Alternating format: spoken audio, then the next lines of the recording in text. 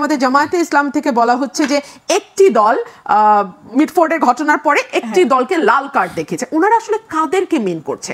আমি যদি, যেহেতু উনি কোনো স্পেসিফিক দলের কথা বলেন নাই, আমি যদি ওনার এই বক্তব্যকে আলোচনা করি, ডেফিনেটলি বাংলাদেশের মানুষ মিটফোর্ডের ঘটনা একটি গোষ্ঠীকে লাল কার্ড দেখেছে। সেই গোষ্ঠী হচ্ছে যারা সরকারের সঙ্গে যুক্ত। বিকজ এই সময়ে বাংলাদেশে আইন শৃঙ্খলা পরিস্থিতি এই জায়গায় এসে ঠেকবার পেছনে সরকারের একটি বিরাট দায় আছে।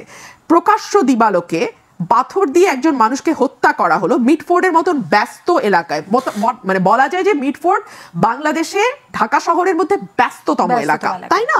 সেখানে কয়েক গজের মধ্যে আনসার ক্যাম্প আছে, একটা মানুষ এগিয়ে এলো না, ভিডিও করলো দূর থেকে। পরের দিন যখন গণমাধ্যম এলাকায় গেল, একজন প্রত্যক্ষদর্শীও মুখ খুললো না। ভিডিওতে যাকে দেখা গেল তাকে বিএনপির ভারপ্রাপ্ত চেয়ারম্যান বললেন যে কেন তাকে গ্রেপ্তার করা হচ্ছে না। পাল্টা আমরা মানে পরিবার থেকে, ভিকটিমের ফ্যামিলি থেকে বলা হলো এজাহার পুলিশ বদলেছে। এই যে এতগুলো দায় সুলতানা, এতগুলো দায় তো সরকারকে নিতে হবে, তাই না? সো এই সরকারকে ডেফিনেটলি বাংলাদেশের মানুষ লাল কার্ড দেখিয়েছে। আর বিএনপি কোনোদিনও পাকিস্তান পন্থীদেরকে কোনোদিনও পুনর্বাসন করেন নাই, আর মুজিববাদকে পুনর্বাসনের প্রশ্নই ওঠে না। আমরা দেখেছি যে আজকে যারা এনসিপির খুব প্রমিনেন্ট মুখ, তারা কিন্তু একসময় ছাত্রলীগ হয়ে, যুবলীগ হয়ে, কোনো মতে আওয়ামী লীগ হয়ে রং গুটিয়ে ভিন্ন রঙে রাজনীতি করে 15 বছর টিকে ছিল।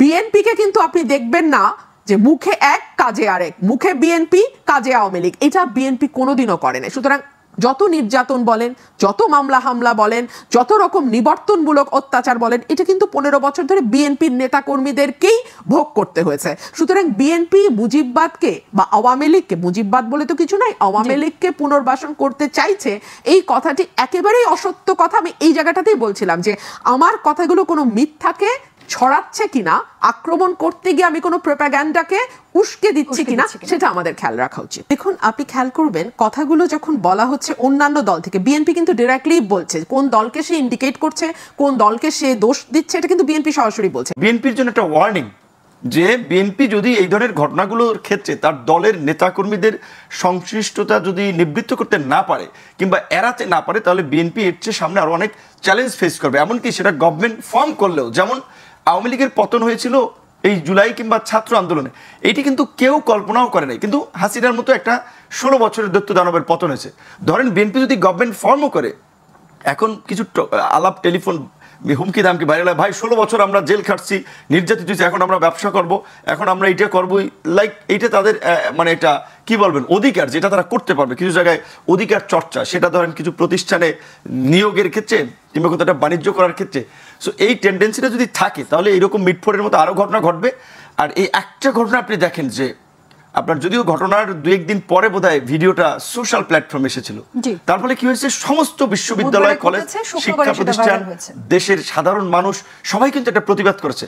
হ্যাঁ, তারা একেবারে এখনই ট্রিগারটা বিএনপির দিকে দেয় নাই যে বিএনপি এটা করলে কিন্তু খবর আছে, কিন্তু বিএনপি একটা ওয়ার্নিং দিয়েছে, মেসেজ দিয়েছে যে বিএনপি যদি এই ঘটনাগুলো তাদের নেতাকর্মীদের সংশ্লিষ্টতা পরিহার করতে না পারে, সামনে কিন্তু বিএনপি এটা খুব চ্যালেঞ্জ ফেস করতে হবে। আমার দৃষ্টিতে এইটি, যেটা তারা অবশ্যই চাপে পড়েছে। কারণ আলটিমেটলি যতই বহিষ্কার করেন, ব্যবস্থা নেন, যদিও কেউ কি বলছে সে যুবদলের কর্মী ছিল, ধরেন সে যদি যুবদলের কর্মী থাকে, সে তো একজন মানুষ। এইরকম একটা বর্বরতা আমরা তো মানুষ হিসেবে আমাদের বিবেক নাড়া দেবে, আমরা প্রতিবাদ করবই। কিন্তু এই ঘটনায় বিএনপির সে কর্মী ছিল, হ্যাঁ, এত বড় দল, এই রকমের এত সব নেতাকর্মীকে কন্ট্রোল করা ডিফিকাল্ট। কিন্তু 5ই আগস্টের পরে এই যে একটা নতুন ঘটনা ঘটেছে, 11 মাস, এইটা না, অনেক ঘটনা ঘটেছে। বিএনপি প্রায় 1000 খানেক লোককে বহিষ্কারও করেছে। তাহলে একটা দল ক্ষমতায় আসার একটা সম্ভাবনা তৈরি হয়েছে।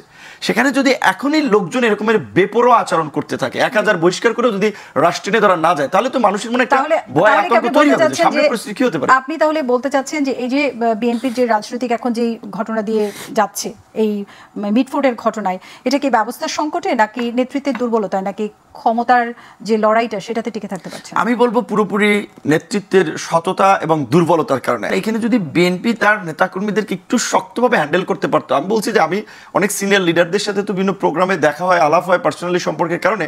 সো তাদের মধ্যে একটা আন্তরিকতা, উদ্বেগ আমি লক্ষ্য করেছি যে নেতাকর্মীরা এগুলো করে দলের ইমেজ ক্ষুণ্ণ করতেছে, আগামী নির্বাচনে তাদের জন্য চ্যালেঞ্জ তৈরি করতেছে, তারা চেষ্টা করতেছে। বাট আমি বলছি এনিহাও আপনার নেতাকর্মীদেরকে তো আপনারই কন্ট্রোল করতে হবে, কেন তারা কন্ট্রোল করতে পারছে না? আর যখন তারা পারবে না তখন রুমিন আপা যেটা বলেছে, আমরা যতই ন্যাশনাল ইউনিটির কথা বলি, আগামীতে তো ভোটের মাঠে একটা পলিটিক্স আছে, প্রতিযোগিতা আছে, কাজেই সবাই তো যার যার দুর্বল দিকগুলো নিয়ে কিংবা যার যার ভালো দিকগুলো নিয়ে মানুষের কাছে যাবে। সো বিএনপির এখন ক্ষমতায় সরকার গঠন করার সম্ভাবনা তৈরি হয়েছে, তাহলে অল্টারনেটিভ যে আবার যেতে চায়, ধর আমিও যদি যেতে চাই, আমি তো বিএনপির দুর্বল দিকগুলো নিয়ে খারাপ দিকগুলো মানুষের সামনে তুলে ধরবো। সো সেই ক্ষেত্রে বিএনপি এখানে চেক না দিতে পারলে তো এই ধরনের ক্রাইসিস ফেস করবে, আর অন্যান্য তো সুযোগ নেবেই। এখন সবাই বিএনপিকে পজিটিভভাবে দেখবে, সবাই বিএনপির প্রশংসা করবে, এটা তো হবে না।